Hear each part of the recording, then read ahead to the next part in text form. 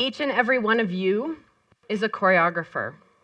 You have been creating movement since you got out of bed this morning.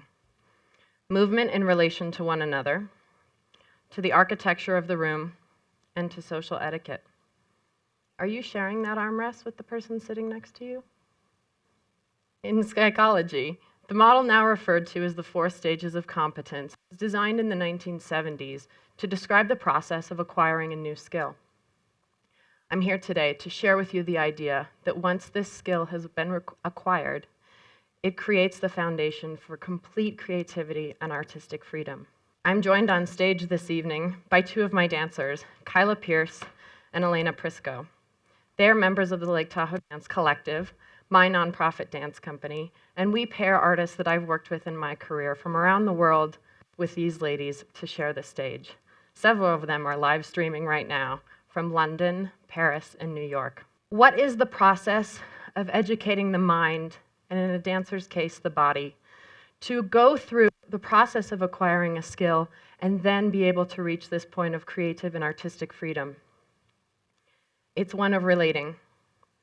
As dancers, we relate to the history of our art form. We relate our mind to our body. We relate to the dancers we get to share the stage with. And then we relate all of that to you, our audience. In fact, great works of dance no longer exist without dancers to dance them. I've dedicated my life to upholding the tradition of classical ballet. With the foundation of classical ballet, we are able to create new works of art. And I have done this in my community because I want to foster the relationship between dancers growing up in this town like I did and the art form I love so much. Do you jump up and down when you receive really, really, really good news? Yes. Do you pump up the volume in your car when your favorite song comes on?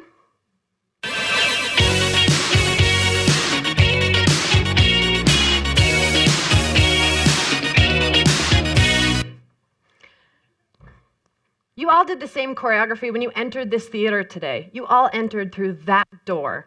You stopped and you made an improvisational choice of going to the right or to the left. Once you spotted your preferred seat, you walked to the end of that aisle and you all did the same dance past the people already sitting down. Excuse me, sorry, pardon, excuse me. Some moments, like jumping for joy at good news or dancing in our cars to Cyndi Lauper, are the embodiment of what I believe to be the absolute physical expression of emotion.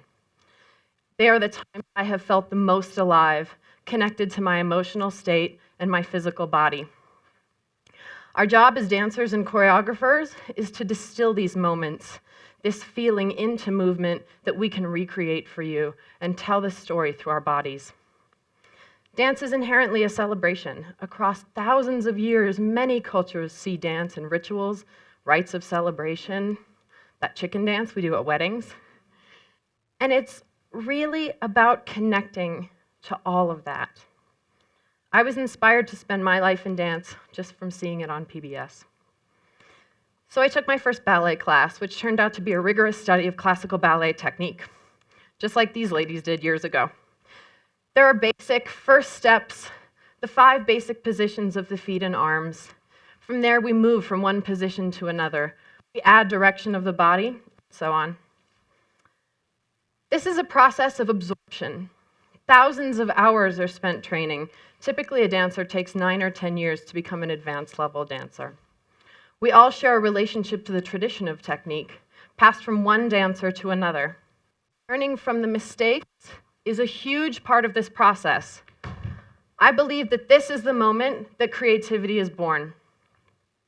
My teachers all had a correction or a note for me that makes me the dancer I am today and makes me the teacher I am to these young students. We all share the relationship to this tradition, and it can be traced back to Louis XIV in the gilded halls of the Palace of Versailles. That's where ballet was born, so we're connected directly to that through this lineage. Ultimately, the goal traditionally is to be the level dancer that can join a dance company like ours.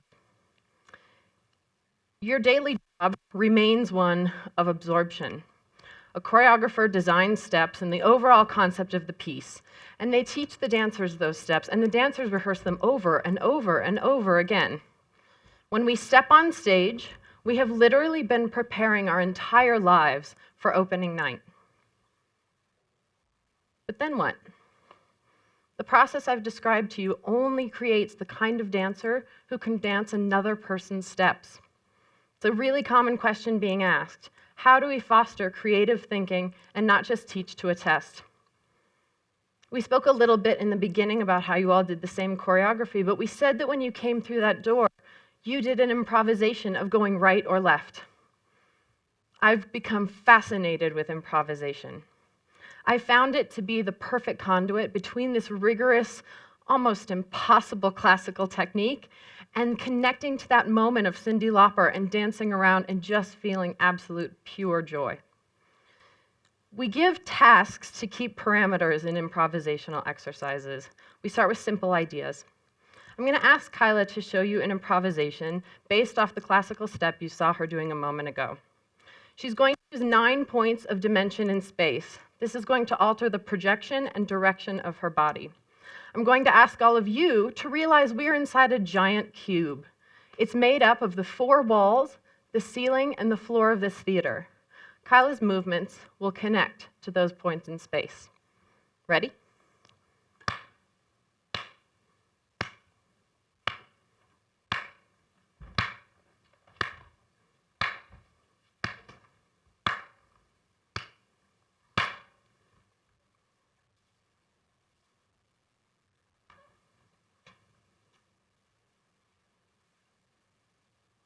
Thank you.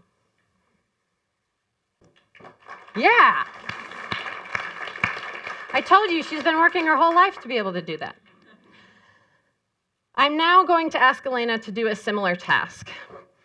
This creates a starting point within her physical body to create the design of movement.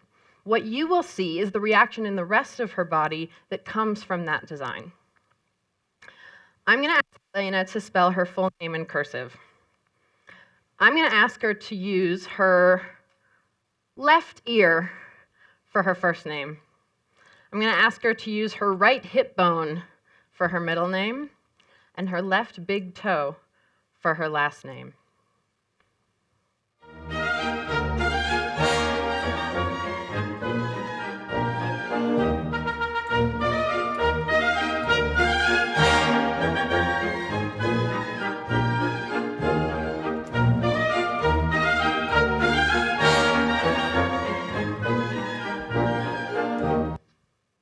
Thank you, Elena. I have no doubt that any of you could also complete these tasks. I'm a little doubtful you might look as elegant. We're going to try another, this time a duet. This is one of my favorites because it requires the dancers to have a very close relationship, but they also have to solve a problem. I've only given them 4 options of movement: over, under, around, and through. I'm going to ask them to say which one it is they're doing to help you illustrate it. Around, under, around, over, over, under, through, over, around, over, over, over, over. Find an ending. Around, under, beside.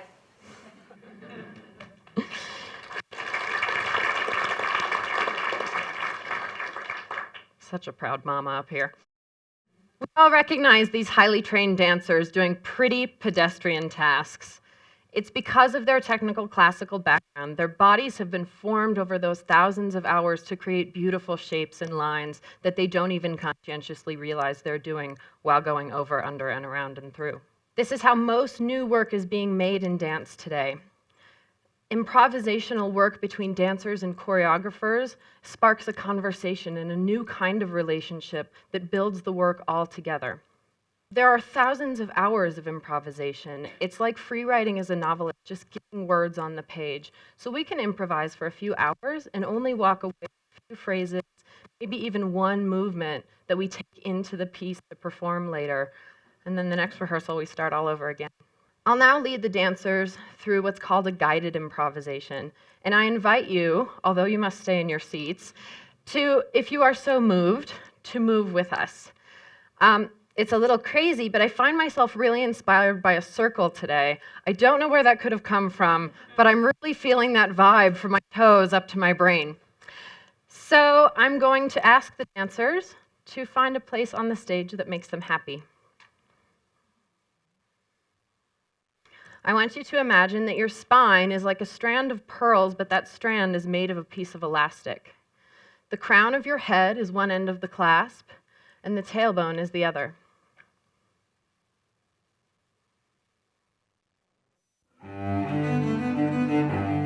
Start to find curves in the shape of the pearls. Feel the space of the elastic stretching between the pearls on the necklace. Allow these curves to undulate and alter in size. Perhaps they become ovals. Allow the feeling of curves to reach into further places in the body, the joints. Allow your bones to press curves into your skin.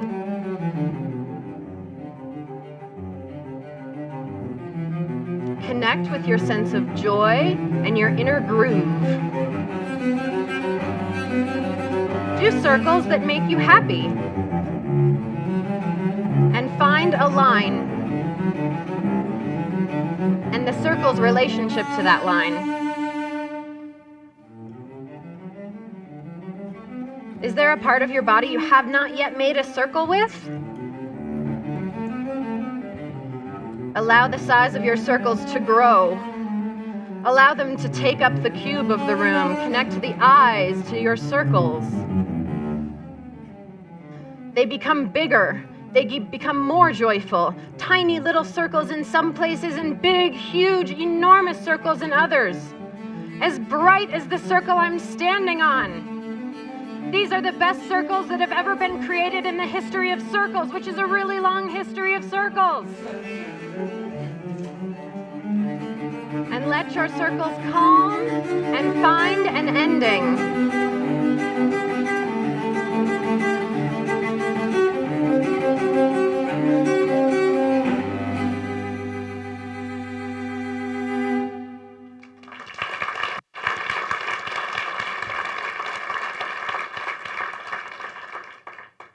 That was a world premiere. It's never been seen before, and it will never be seen again. If I may leave you with one thought, it is this.